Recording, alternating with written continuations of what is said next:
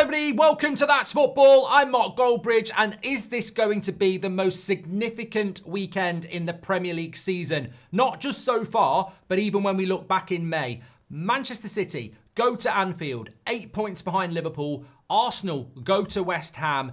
They need to win and hope that there's a draw or a result that favours them, whatever that would be. Get in the comments, it's our Premier League prediction show, but also, the reason we love the Premier League so much at the moment is you could be watching this on Saturday morning and say, "Oi, Goldbridge, your Premier League table's wrong.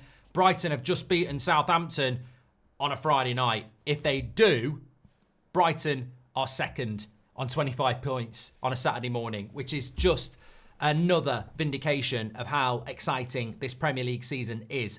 But I think this could be a title decider on Sunday. Man City, the wounded animal. We had Loz on yesterday, the Liverpool fan. I think he played it quite cool. I think, even as a United fan, I look at this and I absorb myself into football and I go, if you're a Liverpool fan, you're looking at this and your only issue is complacency. It's at Anfield, you're playing well, you're top of the league, you've just beat Real Madrid, you're top of the Champions League, and Man City look really, really worried and vulnerable, and they don't have Rodri, and you've got the Anfield crowd.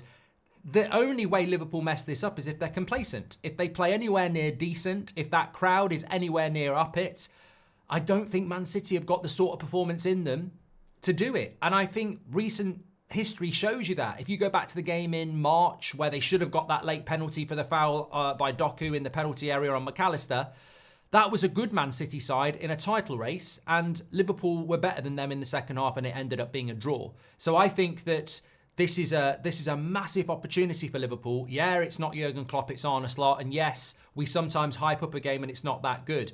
The minimum I can see Man City is getting a draw. I just can't see how they do it. They're capable of doing it. I'm not jinxing. We all know Man City are a juggernaut, but I think Liverpool, this is a game that if they blow it, then they, like, fairly or not, because Slot is way ahead of schedule, you'd still look at that. You'd still look at that league table and go, we were 8 points ahead of Man City and they were coming to Anfield. That was the point where we lost the title. So I think it's huge for Liverpool. They'll try and play it down. Even if they win and go 11 points clear, they'll try and play it down. But the reality is 11 points clear in December is massive. It's absolutely huge. We mustn't forget Arsenal.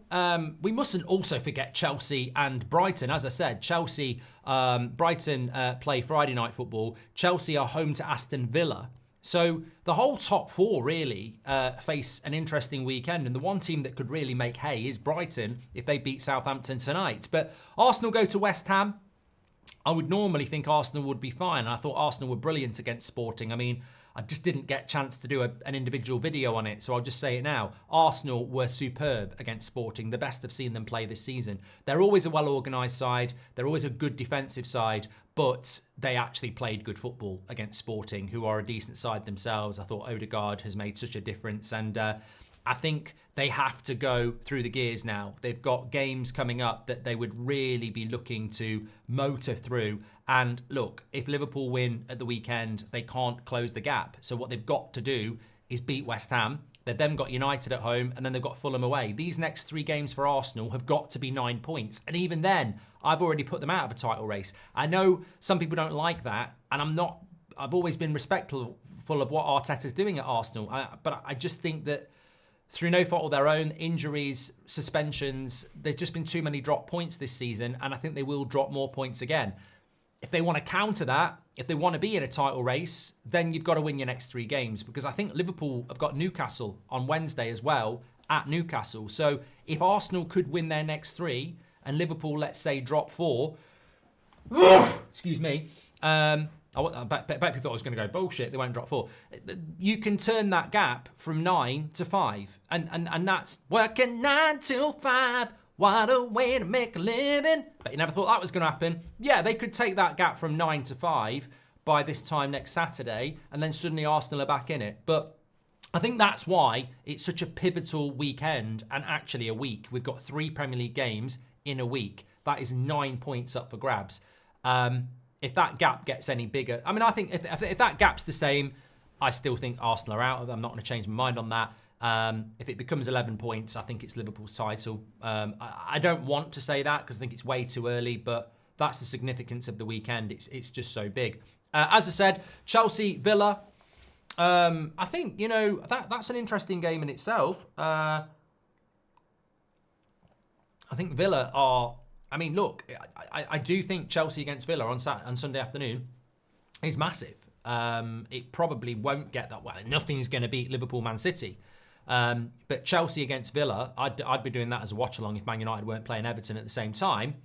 But Villa were the team that finished in the top 4 last year. They've got 19 points. Chelsea are the team that's in the top 4 at the moment with 22 points. Chelsea win that at Stamford Bridge, 6 points against Villa ahead. That's difficult for Villa to come back into it. So I think that is a significant game in the top 4. And for Aston Villa, if results were to go wrong, they could find themselves outside the top 10. So it's so congested from 6th position to all the way down to 14th, 4 points. From Spurs on 19 in 6th to West Ham in 14th with 15 points is 4 points. So it's so congested, and Aston Villa sit right in amongst that with 19 points. So that's certainly a game to keep an eye on. I fancy Chelsea to win it. I think they're in a bit of bother at the moment, Villa. Obviously predictable bother, but a win is much needed for them.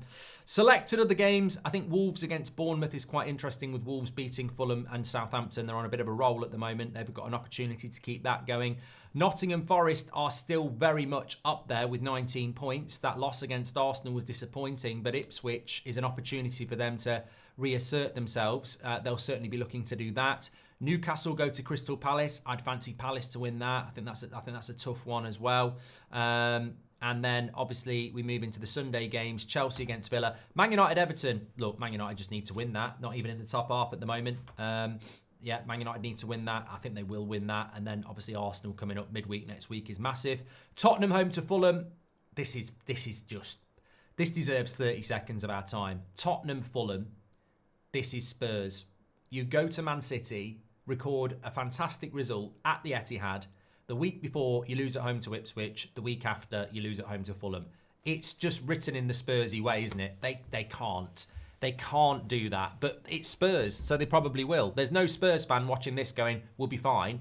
But they absolutely have to be fine. You look at that league table, they need to be winning. They need to be putting pressure onto those teams. Because I think in relation to the top 5, and look, the way we're doing in Europe at the moment, top 5 Champions League should have been last year. We messed it up because everybody was crap in Europe. I think this year, a lot of teams are doing well in Europe. So 5 could be 5 places in the Champions League, and it should be, really. We are the elite league in European football. But you look at Spurs with 19 points. I think Brighton are going to beat Southampton. I think Arsenal are going to beat West Ham. I think Chelsea are going to beat Villa. Therefore, if Spurs don't win, suddenly there's a gap between 5th and 6th, and you're sort of going, bloody hell, that's opening up. So it's so important for Spurs to win against Fulham. But as I say, Fulham are the quintessential Premier League side. So I guess we'll have to wait and see. Get your Premier League predictions in below, of course. But also, how big do you think this weekend is? Do you think we're going to look back on this in May and go, that was the weekend? I just can't see any other way where we won't. I really don't. I think if Liverpool win, this is the weekend where they probably grab hold of one hand on the trophy. If they lose, it could be the rebirth of Man City. If they draw and Arsenal win, does it allow Arsenal in a little bit? This is the weekend. I think it's absolutely massive, and I cannot wait for it. Watch-alongs, Arsenal at West Ham tomorrow. Of course, Liverpool host Man City on Sunday. Make sure you smash a like and subscribe. Thanks everyone for watching. Get your comments in below.